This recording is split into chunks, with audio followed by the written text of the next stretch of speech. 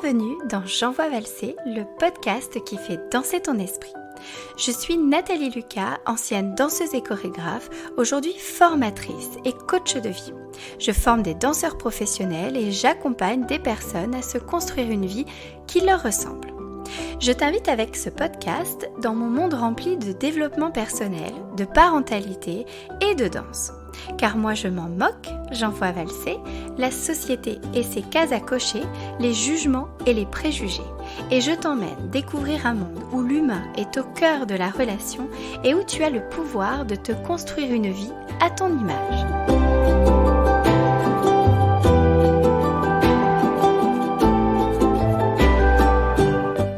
Dans l'épisode d'aujourd'hui, j'envoie valser les préjugés sur la notion de responsabilité.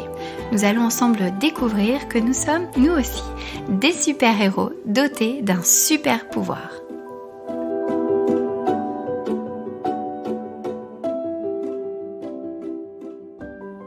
Bonjour ou bonsoir, je suis ravie de vous retrouver aujourd'hui pour ce premier épisode du podcast. Alors pour débuter cette aventure avec vous, j'aimerais vous partager un mantra qui est à mon sens essentiel en coaching et qui va changer peut-être votre vie. Ce mantra, c'est « Je suis responsable ». Alors bon, là comme ça, je vous entends déjà et je vais probablement faire de la lecture de pensée, mais je suis d'accord avec vous, c'est pas très sexy et probablement que quand vous entendez parler de responsabilité, vous entendez derrière contraintes, limites, manque de liberté et on est projeté un peu dans ce monde d'adultes qu'on redoutait peut-être quand on était enfant ou auquel on aspirait, mais parce qu'on ne le connaissait pas. Alors, c'est vrai que quand on parle de responsabilité, ça peut être associé à tout ça, mais vous allez voir que si on change de perception, si on change de filtre, de lunettes, comme vous avez envie d'imaginer la chose, on va se rendre compte que responsabilité rime finalement avec super pouvoir. Oui, parce que quand je vous dis que je suis responsable, ça signifie que c'est moi qui suis aux commandes de ma propre vie. C'est moi le boss, c'est moi celui qui décide, qui fait mes choix. Je suis le maître, la maîtresse de ma propre vie. Et de ce fait, quand je prends mes décisions, je vais peut-être faire un peu plus attention à finalement ce que je décide, à mes choix, parce que j'ai conscience qu'ils ne dépendent que de moi. Et ça va m'éviter, si vous voulez, après, de finalement renvoyer la faute sur les autres. Oui, mais j'ai fait ça parce que j'ai été influencée, parce que tu m'as dit que, etc. Non, si on vit dans un monde d'adultes, de gens responsables, seul moi décide de ce que je fais. Alors, à moins qu'on vous ait mis le couteau sous la gorge, quand vous étiez à Leclerc et que vous avez décidé d'acheter ce pot de Nutella que vous regrettez maintenant, vous regrettez de l'avoir acheté parce que vous tombez dedans tous les soirs. A priori, c'est vous qui décidez. D'accord ? Alors, vraiment cette responsabilité, j'aimerais qu'on l'amène sur ce plan de finalement, c'est moi qui décide, c'est moi le boss. Ok, cette espèce, vous voyez, de super pouvoir. Je suis maître de mes propres choix et je n'accuse pas ni les autres ni les circonstances, finalement des conséquences de mes choix. Et ça signifie également que je ne suis pas dépendant des autres puisque c'est moi qui choisis et qui décide. Et être responsable, c'est aussi être responsable de ce que l'on ressent. Bon, alors là, c'est la partie qui va piquer un peu. En tout cas, moi personnellement, quand j'ai compris ça, je vous cache pas que sur le coup, ça m'a beaucoup piqué. J'étais absolument pas d'accord. Ça a réveillé chez moi mon enfant rebelle et j'ai dit, mais attends, mais pas du tout. Je suis responsable de ce que je ressens. Ça veut dire quoi ? Peut-être que vous vous dites, ça veut dire quoi ? Ça veut dire que finalement, quand je suis en colère ou quand je suis triste, ça m'appartient ? Et c'est pas la faute des autres et en fait c'est de ma faute si je suis triste ou c'est de ma faute si je suis en colère. Et puis, alors je sais pas vous, mais moi ça évoque chez moi, donc en fait les gens peuvent me parler comme ils veulent, finalement si je suis triste c'est de ma faute. Vous voyez un peu le cheminement ou pas ? Je sais pas si vous partagez ça, mais bon, alors je vais vous dire oui et non. Je vais tempérer ces propos qui moi au début m'ont révélé. Oui, je suis responsable de ce que je ressens. C'est-à-dire que quand je suis en colère, quand je suis triste, cette colère, cette tristesse m'appartient, tout comme ma joie, tout comme la peur, ou ma culpabilité ou ma honte, finalement, elles émanent de moi, elles naissent en moi et elles m'appartiennent. Elles n'appartiennent pas aux autres. En revanche, là où je ne suis pas OK, c'est non, c'est pas de votre faute. Et non, ce n'est pas de notre faute si on ressent de la colère parce que tout simplement, on a le droit de ressentir de la colère. On a le droit d'être triste, d'avoir peur ou d'être en joie et on a le droit d'exploser de joie. Dans un autre numéro, je vous parlerai probablement des émotions et de leur gestion, de leur régulation et du sens qu'elles ont et qu'on peut leur donner. On va s'en tenir aujourd'hui juste à cette partie, je suis responsable de ce que je ressens. Et tout ça pour vous dire que c'est OK de ressentir ces choses-là. Mais là où notre responsabilité intervient, c'est que ce n'est pas l'autre qui me met en colère. Ce ne sont pas ses propos, ses actes qui me mettent en colère. C'est pas de sa faute à lui, voyez, ni de la mienne finalement, parce que c'est moi qui décide, consciemment ou inconsciemment, d'être touchée par ses actions ou ses paroles. Ce qui signifie que quand quelqu'un vous dit quelque chose qui peut-être vous contrarie, vous avez le droit de ressentir de la colère. Moi, ça m'arrive quand des gens disent des choses, de me sentir en colère, mais sans pour autant leur donner la responsabilité de vos états d'âme et de votre état émotionnel. Vous voyez, c'est-à-dire que, ok, ce qui est en train de se dire, ce qui est en train de se jouer là, ça me rend triste, mais c'est pas de sa faute. Parce que vous voyez, on a souvent tendance, enfin peut-être pas, et si c'est le cas, tant mieux pour vous, à accuser les autres et à dire, mais en fait, si tu as fait ça, tu l'as fait pour me mettre en colère, pour me rendre triste. Et c'est là où on se trompe, en fait. Les gens agissent pour eux, en fonction de leurs besoins, et nous, on réagit aussi en fonction de nos besoins, de nos attentes. Alors, quand on prend la responsabilité de ce qu'on ressent, il ne s'agit pas de ne plus ressentir, il s'agit en fait de se dire, ok, ce que je ressens là, je suis en train de ressentir quelque chose et j'ai le droit de ressentir ça, mais au lieu d'accuser les autres, je vais plutôt m'interroger sur qu'est-ce qui fait que lorsque j'entends ça, lorsque je vois ça, lorsque je sens ça, je me mets en colère. Et vous voyez, vous concentrez sur les faits. Attention à la lecture de pensée et au fait de, vous savez, prêter des intentions malveillantes aux autres. Concentrons-nous sur les faits. Et voilà, qu'est-ce qui fait ? Quand j'entends ça, quand j'entends que, je vous prends un exemple, quand j'entends que je suis égoïste ou qu'on me trouve égoïste, ça me contrarie, je suis en colère parce que je ressens de l'injustice à l'intérieur de moi. J'estime que quand je fais ce choix-là ou quand j'agis comme ça, je ne suis pas égoïste, mais j'agis pour moi. Vous voyez ? Donc l'idée c'est de se dire qu'est-ce qui fait que lorsque j'entends ça, lorsque je vois ça, lorsque je vis telle ou telle chose, ça provoque en moi telle ou telle émotion. Et la responsabilité intervient à ce niveau-là.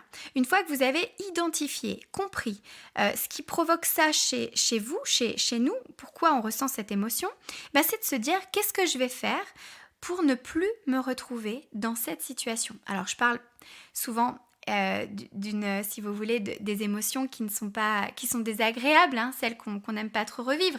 On va se poser la question, qu'est-ce qui fait que, qu'est-ce que je peux faire, pour ne plus me retrouver dans cette situation. Et ça marche aussi pour les émotions agréables. Parce que quand je suis responsable de ce que je ressens, de mes choix, je suis aussi responsable de mon bonheur. Et mes émotions, des fois, quand je ressens de la joie, vous voyez, c'est de se dire, là, je suis heureuse dans ce que je suis en train de faire. Vous voyez, moi, par exemple, là, je suis en train de faire ce premier podcast. J'ai un mélange de stress et de joie. Et du coup, je me dis, qu'est-ce que je vais faire pour reproduire cette expérience puisque je sens que ça me plaît. Et c'est ma responsabilité d'être heureuse. Donc, quand j'identifie qu'une activité me plaît ou quand je suis au contact d'une personne, ça me plaît, c'est de ma responsabilité de reproduire ça. Et je vous prends l'exemple des situations un peu amoureuses. Voilà, vous êtes bien avec une personne, vous vous sentez bien, vous passez du bon temps. Quand vous êtes avec elle, vous ressentez des choses agréables. Peut-être qu'au lieu d'attendre que cette personne vous réinvite ou vous propose quelque chose, vous êtes responsable de la satisfaction de vos besoins, responsable de ce que vous ressentez et vous pouvez à nouveau reproduire ce moment agréable en vous-même le demandant. Vous voyez, prendre vos responsabilités, ne plus attendre que les autres soient là pour satisfaire vos besoins. Donc, c'est un peu, je vais vous donner des exemples, bon, je vous en ai déjà donné, mais pour peut-être illustrer ce propos et que vous compreniez bien qu'ici, on ne parle pas de culpabilité, on parle bien de responsabilité.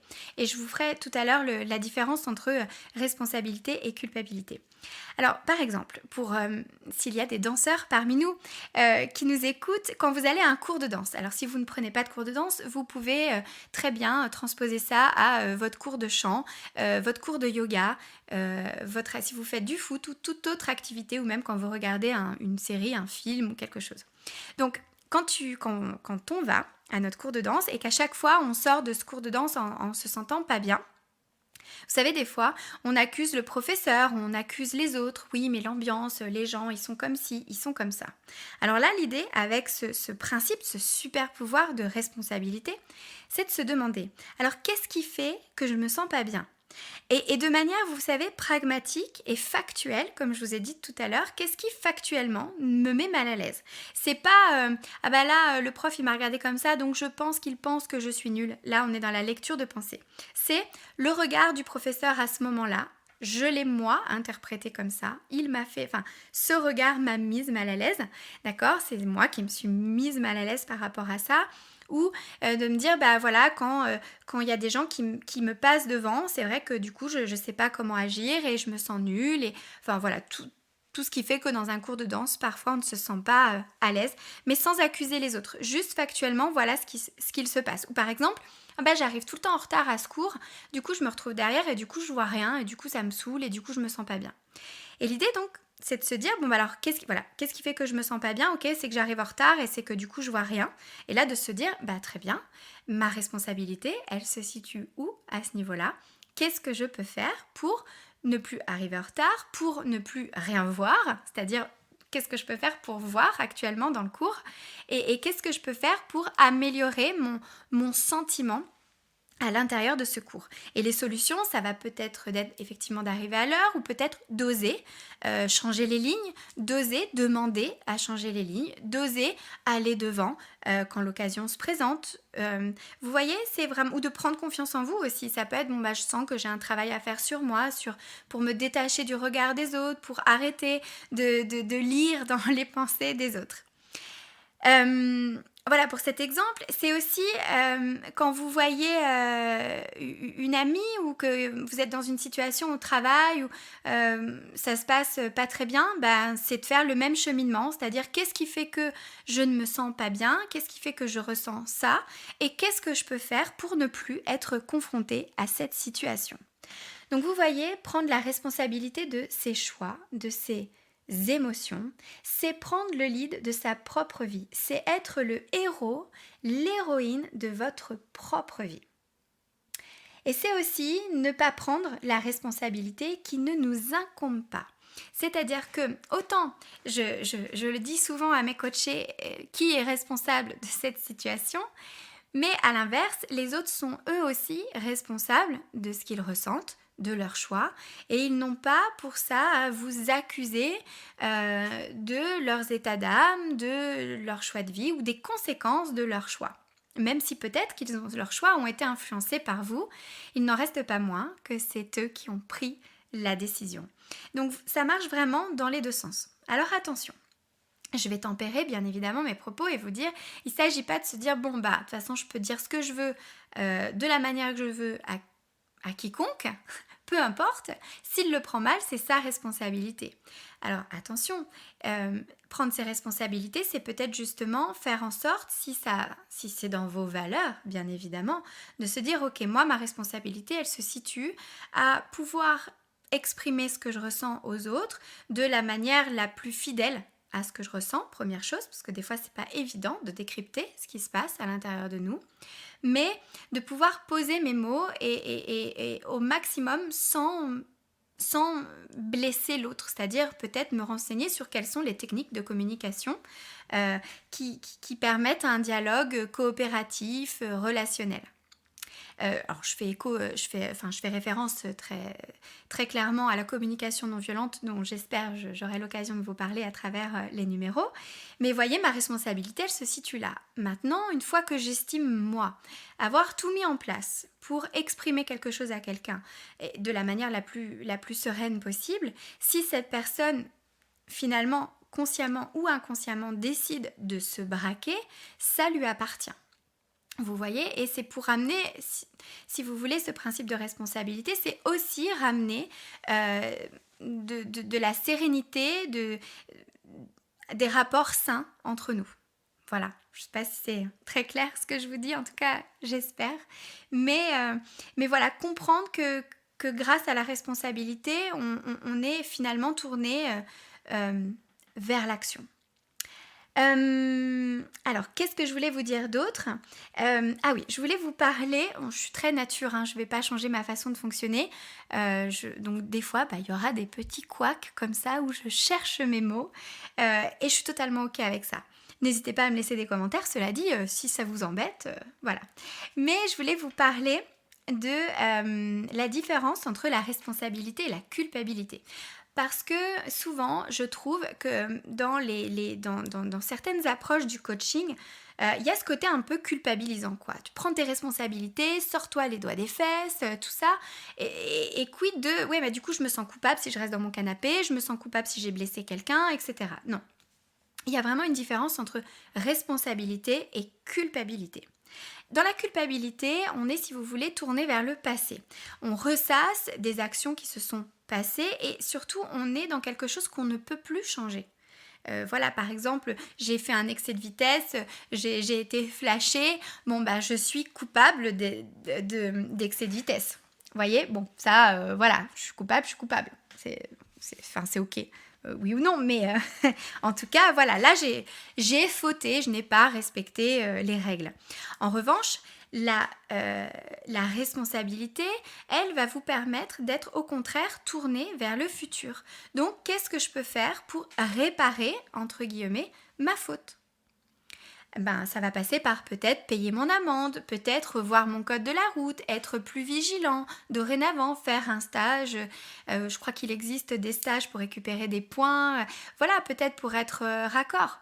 Vous voyez, nous des fois en coaching, moi ça m'est arrivé de me sentir coupable parce que j'avais émis un jugement, un jugement positif envers une coachée, c'est-à-dire qu'en voulant l'encourager, en fait j'ai acquiescé ce qu'elle me disait. Alors je vous donne les coulisses du coaching, mais c'est vrai que en fait, le jugement, qu'il soit négatif ou positif, en coaching, on évite. Alors, le jugement négatif, on évite, c'est clair, net et précis. Mais finalement, le jugement positif aussi, parce qu'on est en train de valider, selon notre propre carte du monde, ce que la personne est en train de nous dire, et on n'est pas là pour ça. Et donc, ça m'est arrivé de me sentir coupable, voyez ?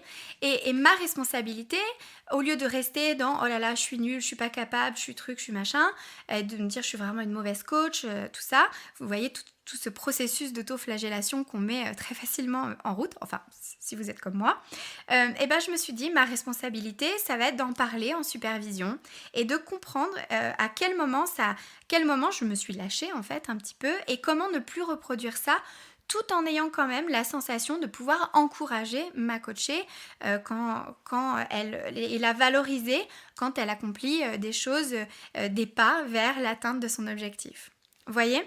Donc la responsabilité, c'est vraiment tourner vers le futur, vers l'action, alors que la culpabilité, on est un peu dans, si vous voulez, on est dans un cercle vicieux, quoi. On est enfermé dans notre truc et il n'y a pas trop d'issue. Voilà. Ce que j'avais aujourd'hui envie de vous partager autour de ce qui, à mon sens, est un super pouvoir, cette sensation finalement de liberté, d'autonomie, d'indépendance. Si vous vous souvenez de l'ado que vous étiez, probablement que vous aviez soif d'autonomie, d'indépendance et finalement de responsabilité. Donc être responsable, c'est reprendre ou prendre le pouvoir de sa vie. Et c'est vraiment, voilà, à mon sens, un super pouvoir. Voilà.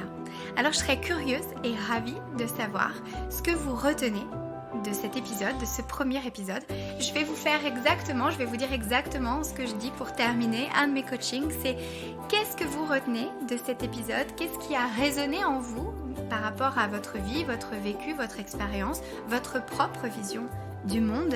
Et qu'est-ce que peut-être vous avez envie de mettre en place pour manifester aujourd'hui ce super pouvoir dans votre vie? Je vous embrasse très fort. Je ne sais pas si ça se fait d'embrasser les gens dans un podcast, mais écoutez, moi j'ai envie de le faire, donc soyons nature et je vous dis à très vite pour un nouvel épisode.